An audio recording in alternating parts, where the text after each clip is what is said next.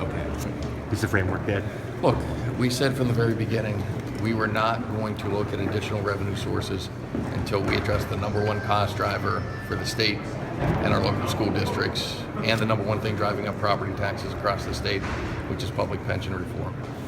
With the public pension reform bill going down today, I just had a chance to notify the governor and notify the majority leader of the Senate. It would be in our intention to work on a stopgap proposal to fund government until such time people understand the need to actually get a permanent budget in place that funds core services, but also addresses the major cost drivers in the state as well. Did the governor react? Did he give you any reaction? It was a very short conversation. Senator Clement said 2 days ago that if the House was not going to pass the Senate-passed bill, that a stopgap wouldn't work at this point, and that it would be better to go back and start all from fresh with a new full-year budget. Look, obviously we'd like to do a full-year budget. That has been our intention throughout this entire process. It does not seem like the majority of the folks in this body want to do a full-year budget. So we're not really left with a whole lot of other choices right now. Part of the conversation with the Senate was, asking them what their expectations were and what their preference would be, and those conversations will continue on. Are they on board with the stopgap?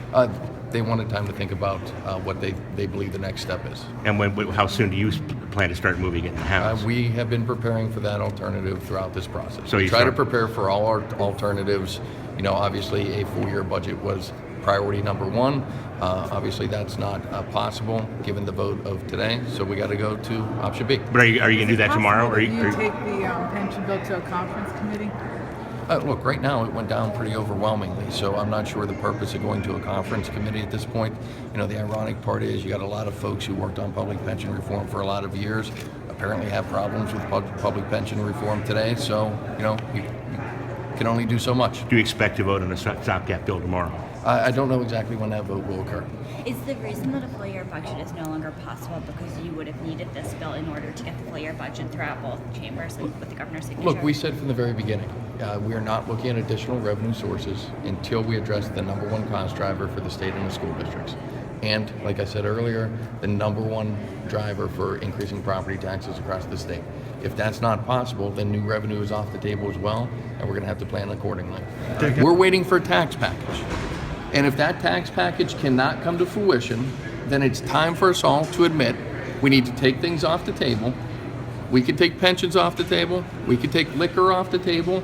I certainly think we should take an income tax and a sales tax increase off the table and pass a budget that's realistic, that can get 102 votes in the House, 26 in the Senate, get the governor to sign it, and to move on with our lives and get money to school districts and their human service agencies.